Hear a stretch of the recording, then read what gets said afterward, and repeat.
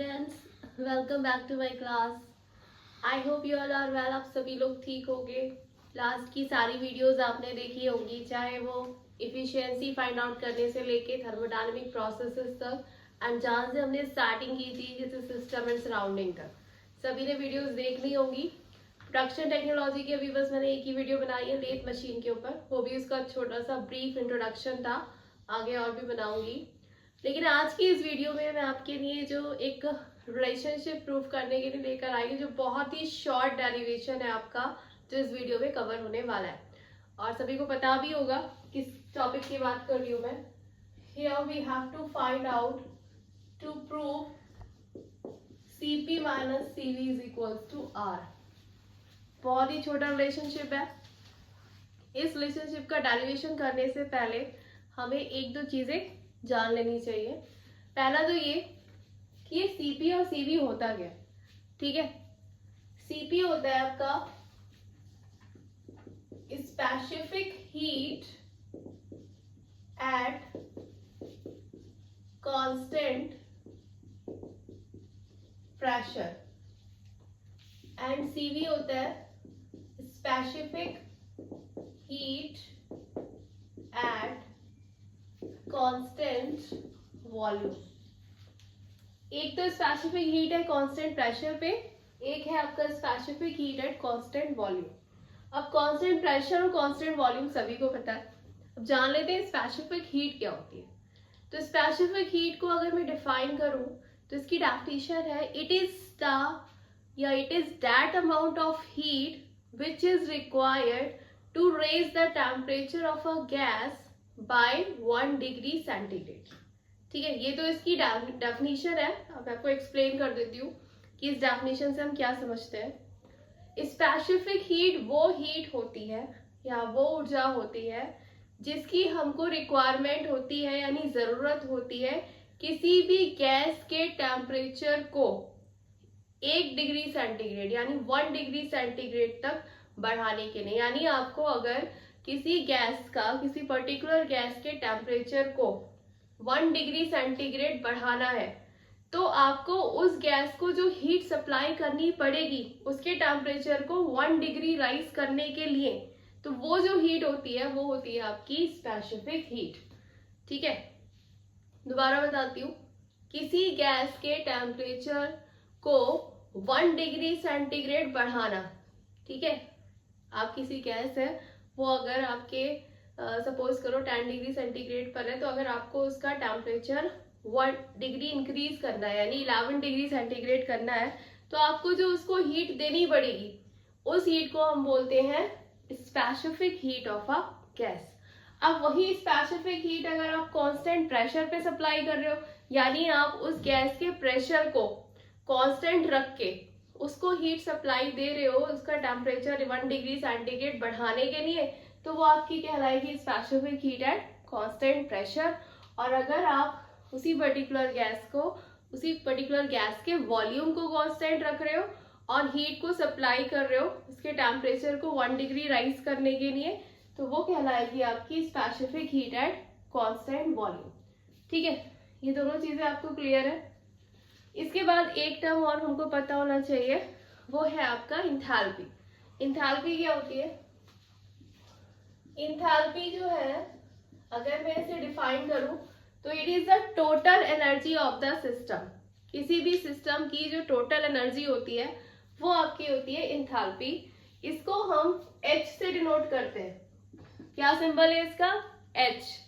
ठीक है, इसके अलावा इसकी जो एक और डेफिनेशन होती है, it is the sum of the internal energy and the flow work. यानी ये किसका सम होता है, किसका एडिशन होता है? इंटरनल एनर्जी का और फ्लो वर्क का। मैं यहाँ लिखती हूँ, it is the sum of the internal energy and flow work. ठीक है, तो इंटरनल एनर्जी तो सबको पता है। इंटरनल एनर्जी क्या होता है? U is the internal energy. And flow work क्या होता है? फ्लो वर्क होता है आपका PV। तो हम यहां से कह सकते हैं H is equals to U plus PV, जहां पर H क्या है आपका? H है इंथैल्पी, U है internal energy P is the pressure and V is the volume. Pressure और वॉल्यूम के प्रोडक्ट को हम क्या बोलते हैं? Flow work. ये रिलेशनशिप सबको पता है। अब मुझे क्या फाइंड आउट करना है? Cp minus Cv is equals to R। कैसे फाइंड आउट करेंगे?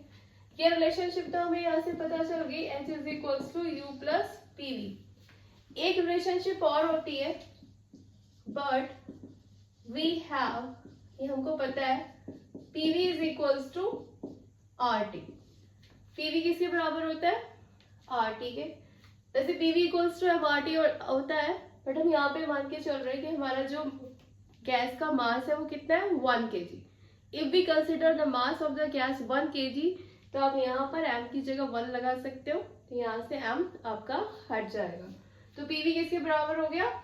RT के।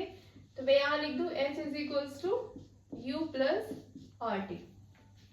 अब क्या करना है आपको? इस इक्वेशन को डिफरेंशिएट करना है विद रिस्पेक्ट टू T। तो हम यहाँ लिखेंगे on differentiating this equation with respect to, किसके रिस्पेक्ट में? T के।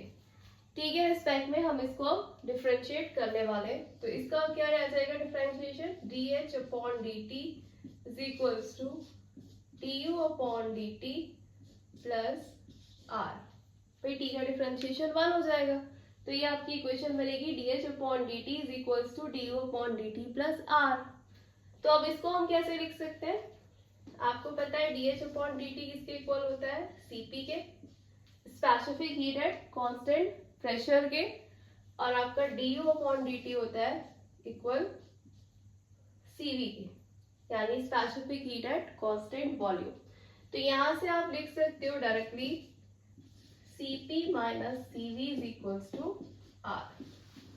ये रिलेशनशिप आपकी यहाँ से निकल कर आती है। बहुत छोटी रिलेशनशिप थी, बस एक छोटी सी इक्वेशन से हमें याद रखना है कि H is equals to U plus PV से कि आपकी ये डेरिवेशन किस तरीके से सॉल्व होगा। ये तो मैंने यहाँ बात करी एंथैल्पी की और स्पेसिफिक हीट की। एक छोटा सा न्यूमेरिकल समझ लेते हैं, ठीक है, जो मैं आपके लिए एक एग्जाम्पल के तौर पर लाई हूँ, और आपको उससे ये पता चलेगा कि आपको थर्मल में अगर न्यूमेरिकल आते हैं तो किस तरीके से आपको अपना पैटर्न फॉलो करना है कि आप न्यूमेरिकल को प्रॉपरली सॉल्व कर पाओ। ठीक है, तो न्यूमेरिकल देखते हैं। आपका जो क्वेश्चन है वो क्वेश्चन में लिख देती हूँ, फिर उसको आपको सॉल्व करने का तरीका भी बताती हूँ। क्वेश्चन है volume of the gas, volume of the gas is 2 meter cube and the temperature is 21 degree centigrade।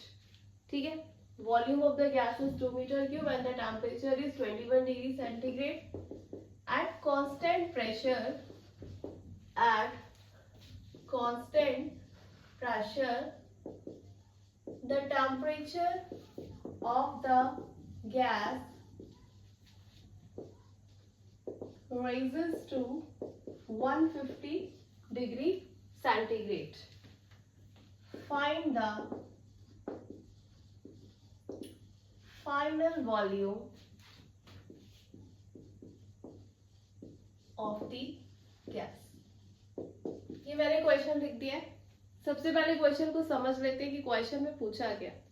ये कह रहा है कि एक गैस है जिसने कितना वॉल्यूम है, 2 मीटर क्यूब, यानी उसने 2 मीटर क्यूब का वॉल्यूम ऑक्यूपाई कर रखा है।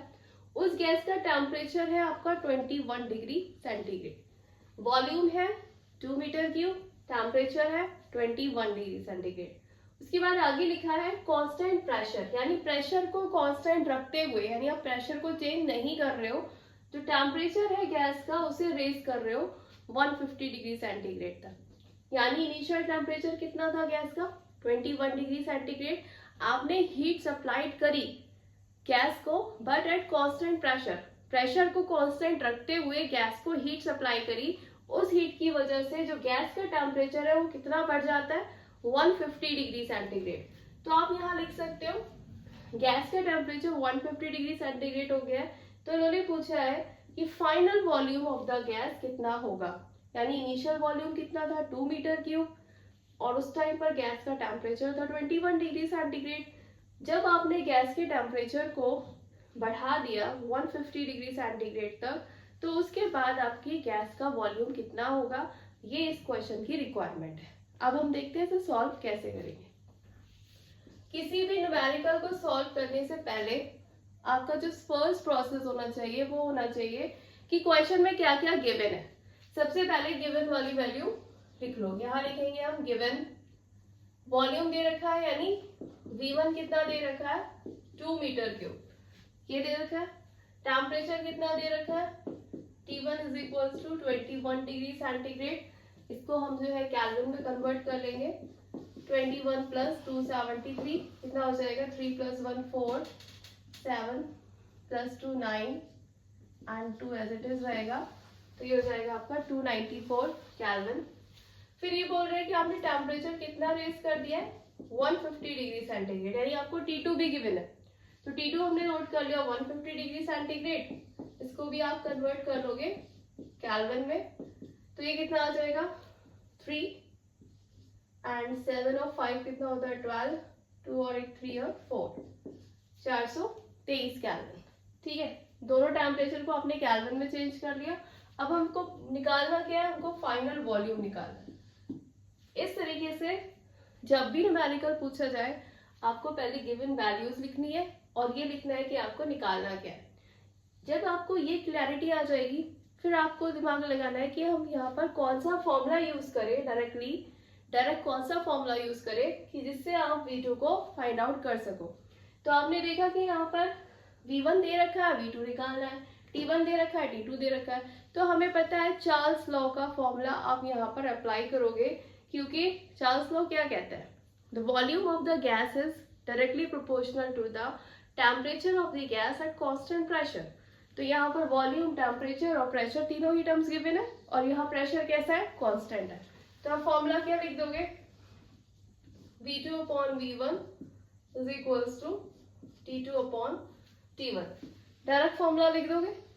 ठीक है भाई, V2 मेरे को निकालना है, तो ये हो जाएगा T2 upon T1 into V1। तो T2 कितना है आपका 423, T1 कितना है 294 और V1 कितना है आपका 2। बस सॉल्व करना है इसे, ये 2 लगा दो। जब आप इसे सॉल्व करोगे तो जो भी आंसर आपका आएगा यहाँ पर ये आ जाएगा आपका 2.877 मीटर क्यूब। ठीक है, ये आपका सॉल्यूशन आने वाला है। इसको सॉल्व कर लेना, डिवाइड करके इसको ऐसे डिवाइड करना है, फिर 2 से मल्टीप्लाई कर देंगे, तो ये आपका आ जाएगा 2.877 मीटर क्यूब। तो आपका फाइनल वॉल्यूम आ गया। इस क्वेश्चन में सिंपल इतना ही पूछा था, बहुत सिंपल क्वेश्चन था ये जो मैंने आपको बताया, बस एक प्रॉपर तरीका बताने के लिए बताया था। बाकी न्यूमेरिकल्स हम और भी कर सकते हैं। अगर आप लोगों को न्यूमेरिकल्स पढ़ने हो तो आप मुझे कमेंट में मेंशन कर सकते हैं, तो हम आगे और भी वीडियोस न्यूमेरिकल के ऊपर लेकर आ जाएंगे। ठीक है, तो आज की वीडियो में आपने जाना कि how to prove CP minus CV is equals to R, और एक छोटा सा न्यूमेरिकल हमने यहाँ सॉल्व किया। ठीक है, तो आज के लिए इतना ही। नेक्स्ट वीडियो में आपसे फिर मिलूंगी, और आप मेरे चैनल को सब्सक्राइब कीजिए। अगर आपको मेरी वीडियोस पसंद आती हैं तो प्लीज़ लाइक करिएगा। Thank you.